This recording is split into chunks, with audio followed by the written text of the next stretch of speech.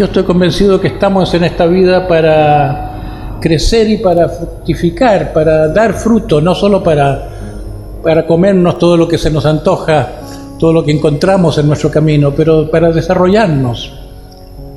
Y este desarrollo no siempre es fácil, es un poco como si se nos hubieran invitado a un planeta que es un purgatorio. Tenemos que aprender cosas que duelen. Se nos mandó un mundo difícil. Entonces, si estamos para crecer, no estamos solamente para crecer horizontalmente, más poder, más dinero, más bienes. Estamos para crecer también verticalmente. Y de eso se sabe poco. Ni los psicólogos saben del crecimiento vertical más allá de unas 3, 4 cosas. De los aspectos de la transformación. ¿Qué es esto de la transformación? Si uno compara a una persona antes y después,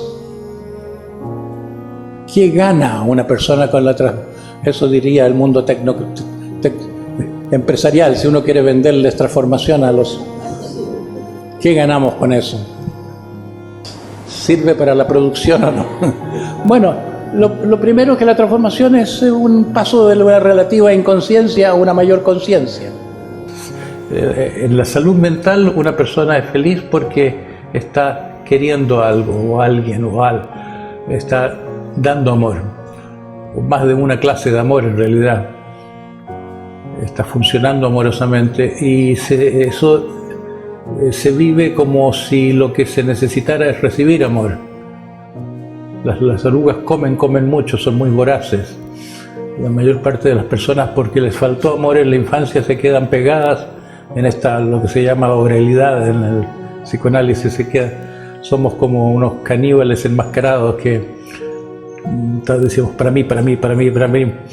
Entonces hay la búsqueda del amor se transforma en una pasión que absorbe tanto que no se puede hacer otra cosa, no se puede amar cuando se está buscando tanto amor.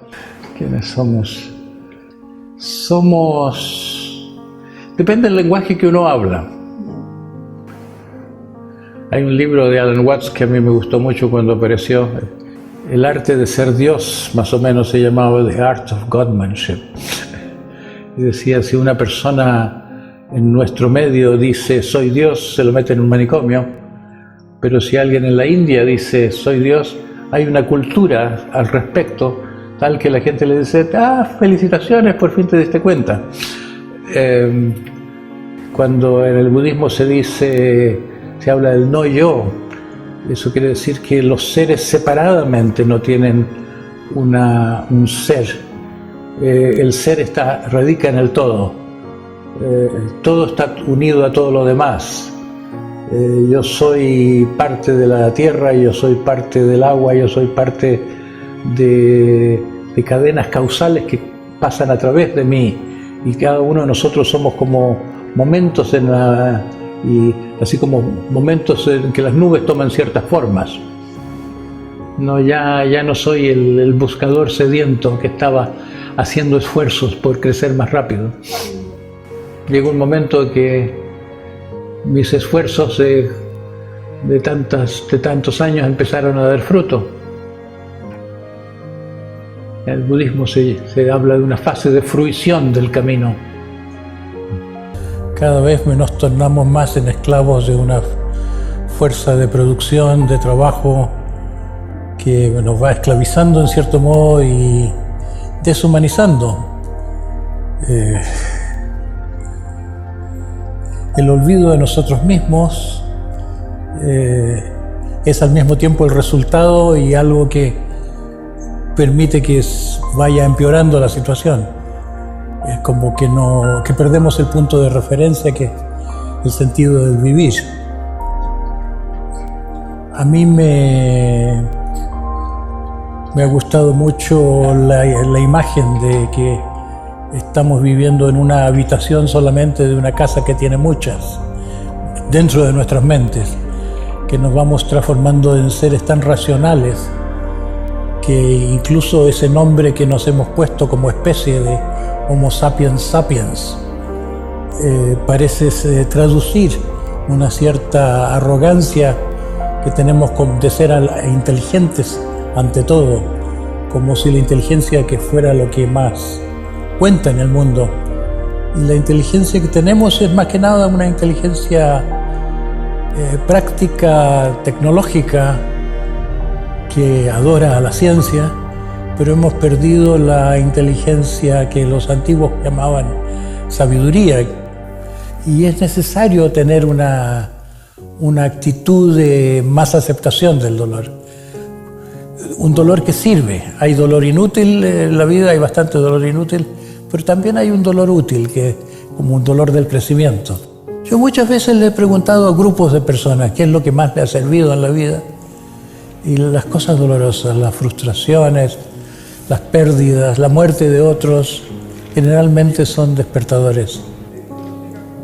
No sé si es posible una transformación profunda,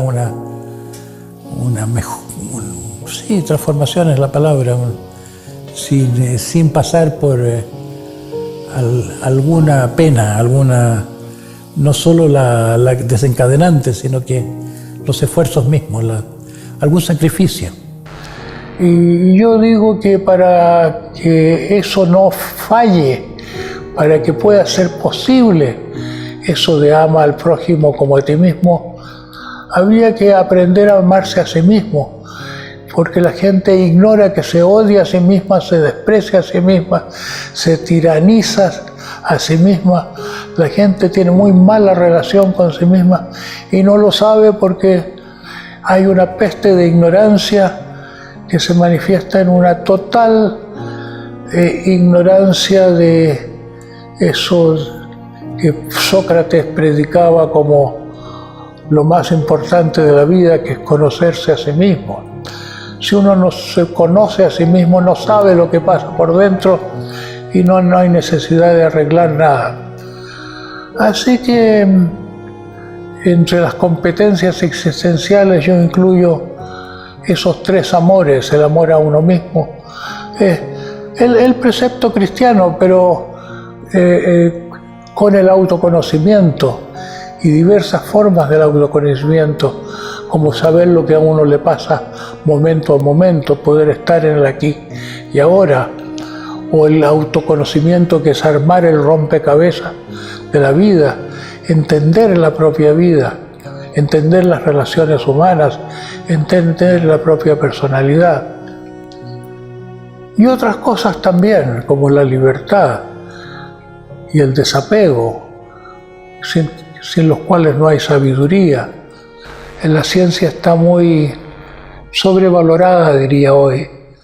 Hay una especie de ilusión que la ciencia tiene todas las respuestas. Y tenemos dos hemisferios cerebrales, uno científico y otro humanista, uno racional, otro intuitivo. Y creo que es vivir a medias, creer a pies juntillas en todo lo que dice la ciencia, porque la ciencia ignora lo que no conoce. No se interesa en lo que se interesa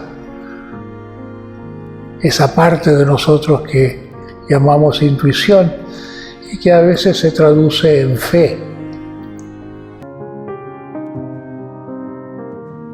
A las 5 de la mañana ya me estaban llamando por teléfono a la policía que se había desbarrancado el coche.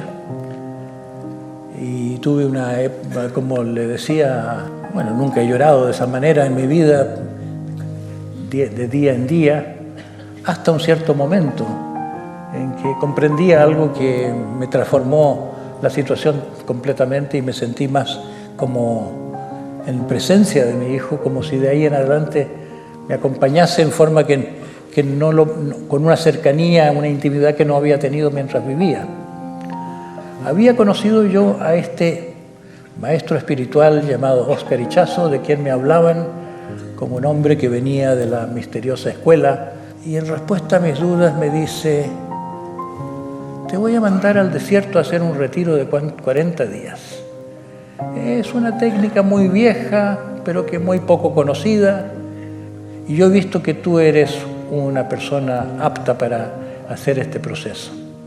El efecto que me hizo el desierto tuvo mucho que ver con el con la muerte de mi hijo. Yo fui impulsado, como que el combustible de la energía que puse, de la motivación que puse, el ponerme a fondo en esta oportunidad, fue que yo tenía que darle sentido a la muerte de mi hijo. Es como si yo me hubiera dicho, pero no lo ponía en palabras, solo podría tener sentido que él muera si yo nazco, si yo paso a otro plano.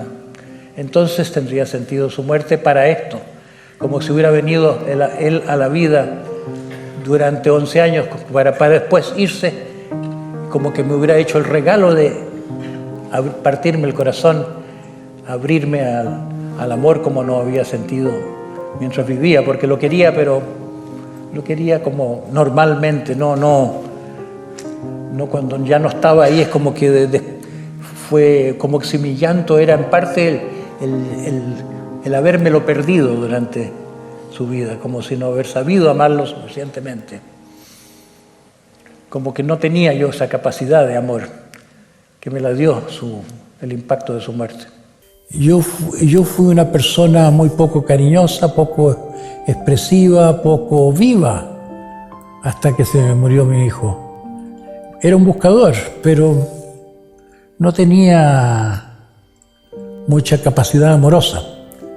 Entonces a mi hijo lo postergaba bastante, no lo aprovechaba. Él fluctuaba entre el tiempo con la madre, tiempo conmigo. Y cuando estaba conmigo yo siempre tenía que tener a alguien conmigo que lo atendiera. Cuando murió, como que entendí retrospectivamente cuánto le había faltado, cuánto me había perdido el amarlo bien. Y eso influyó en toda mi vida.